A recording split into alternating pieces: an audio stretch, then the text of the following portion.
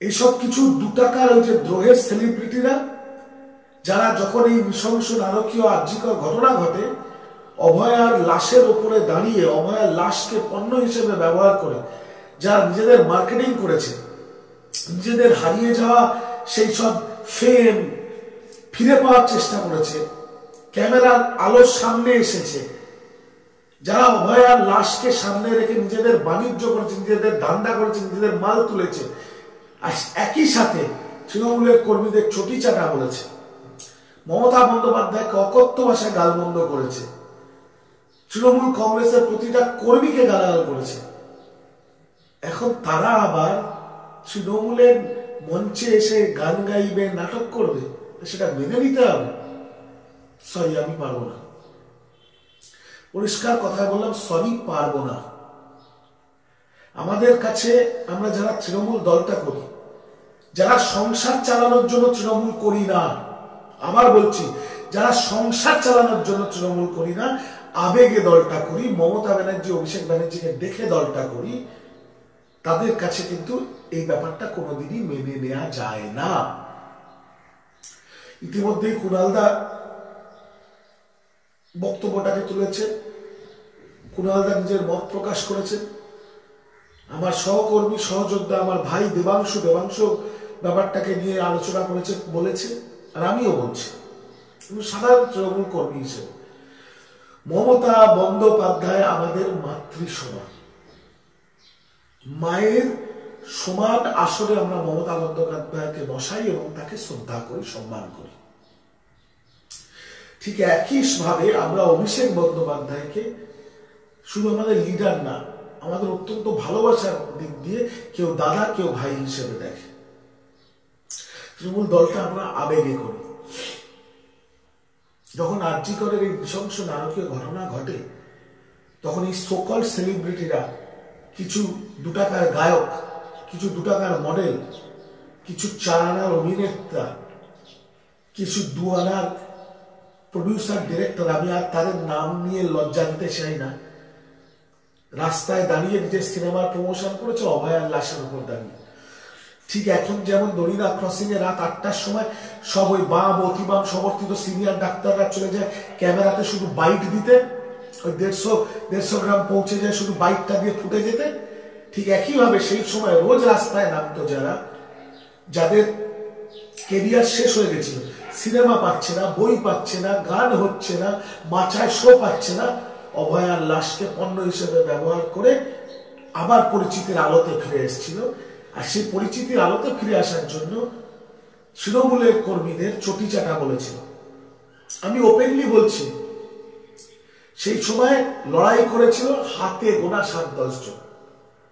তার মধ্যে কুণালদা ফোরফ্রন্টে লড়াই করেছে, রিজু দত্ত লড়াই করেছে ফোরফ্রন্টে। আমি দায়িত্ব নিয়ে গর্বের সাথে বলছি, আমি আমার দলের জন্য লড়াই করেছি। তৃণমূল কংগ্রেসের মুখপাত্ররা লড়াই করেছে,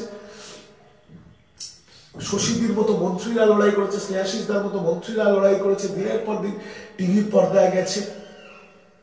কিন্তু এটাও বাস্তব যে সেই সময় বহু তৃণমূল কংগ্রেসের নেতারা চুপ করে মুখে লিকোপ্লাস লাগিয়ে বাড়িতে বসে জল মাপছিল, নিজেদের ইমেজ রক্ষা করছিল।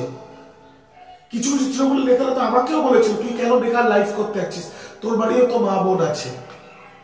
আর এখন তারাই সোশ্যাল মিডিয়ায় বড় বড় কথা বলছে, তারাই তৃণমূলের বড় বড় প্রোগ্রামে গিয়ে ছবি তুলছে।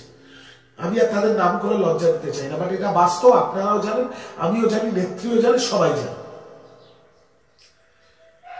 আমি 17ই অগস্ট লাইভ করেছিলাম, আমার পুরো কমেন্ট সেকশনে ভরে গেছিল, আমার মা বোন স্ত্রী, আমার পুরো 14 গোষ্ঠী তুলে গালাগাল দেওয়া হয়েছিল।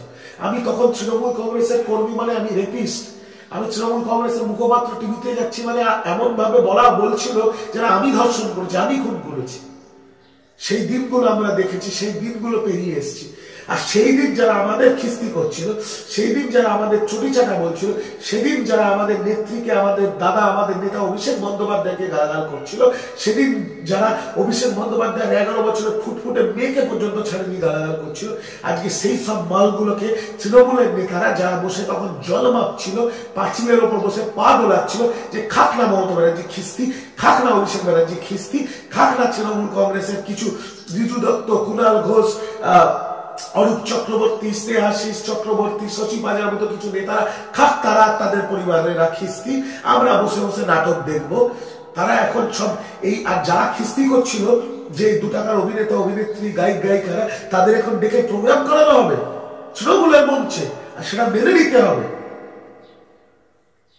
আবারও আমি পরিষ্কার ভাষায় বলছি, আমি রিজু দত্ত বলছি, আমি প্রতিবাদ করব। ইউটিউব দিয়ে শুরু করলাম, সোশ্যাল মিডিয়াতে এবার নাম করেছে তৃণমূলের নেতাদের নাম করে লিখব, কারণ আমি মমতা ব্যানার্জি, অভিষেক ব্যানার্জিকে ভালোবাসি। এদেরকে দেখে, মমতা দিকে দেখে, অভিষেক দার আশীর্বাদ মাথায় নিয়ে আমি আবেগে দল করছি, সংসার চালাতে নয়। তাই যারা একসময় তৃণমূলকে অকথ্য ভাষায় খিস্তি করেছে, গালাগাল দিয়েছে, যেখানে তৃণমূল ঠিক, যেখানে কলকাতা পুলিশ, রাজ্য প্রশাসন ঠিক কাজ করেছে, মমতা ব্যানার্জি ঠিক কাজ করেছে, তাদেরকে আজকে তেল মেরে মঞ্চে এনে গান গাওয়ানো হচ্ছে। এসব নাটক চলবে না, এসব নাটক চলতে পারে না। আর যারা এটা করবে তার বিরুদ্ধে আমি প্রতিবাদ করব। তাতে দল শৃঙ্খলা কমিটি শোকজ করলে করবে, যে কথাটা এখনই আমার ইউটিউব চ্যানেলে বলছি সেটা তখন শোকজ লিখে দেবো। যে যখন আমরা দিনের পর দিন টিভি চ্যানেলে বসে গালাগাল খেয়েছি, যখন ফেসবুকে দিনের পর দিন লাইভ করার জন্য মা মাসি তুলে আমাদের খিস্তি করেছে সিপিএম, বিজেপি, কংগ্রেসের সব নেতারা, যে অভিনেতা অভিনেত্রীরা, যে ডাক্তাররা সিপিএম কংগ্রেস করে, দিনের পর দিন আমাদের রেপিস্ট বলে ইয়ে করেছে, তাদেরকে এখন পায়ে তেল মেরে সেসব শিল্পীদের, যারা আমাদের 14 গোষ্ঠী উদ্ধার করে দিয়েছে, মমতা ব্যানার্জিকে গাল দিয়েছিল, তাদের এখন তেল মেরে আনা হচ্ছে প্রোগ্রাম করানোর জন্য। এটা মানতে পারবো না। তৃণমূল কংগ্রেসের কর্মী হয়ে, তৃণমূল কংগ্রেসের সৈনিক হয়ে মানতে পারবো না, পারবো না, পারবো না। যারা করছেন যে তৃণমূল নেতারে, তাদেরকে অনুরোধ করছি অবিলম্বে বন্ধ করুন। প্রচুর এরকম শিল্পী আছে যাদের দিয়ে প্রোগ্রাম করানো যায়, তাদেরকে ডাকুন, তাদেরকে দিয়ে করান। কিন্তু যারা মমতা ব্যানার্জিকে গাল দিয়েছে, তৃণমূলের প্রতিটা কর্মীকে রেপিস্ট, চটিচাটা বলে আখ্যা দিয়েছে, তাদেরকে তেল মেরে যারা প্রোগ্রাম করাচ্ছেন, যে তৃণমূলের নেতারা প্রোগ্রাম করাচ্ছেন, তাদের বলবো এই নোংরামিটা বন্ধ করুন। মানুষ কিন্তু আপনাদের বিরুদ্ধে চলে যাবে, এই নোংরামিটা অবিলম্বে বন্ধ।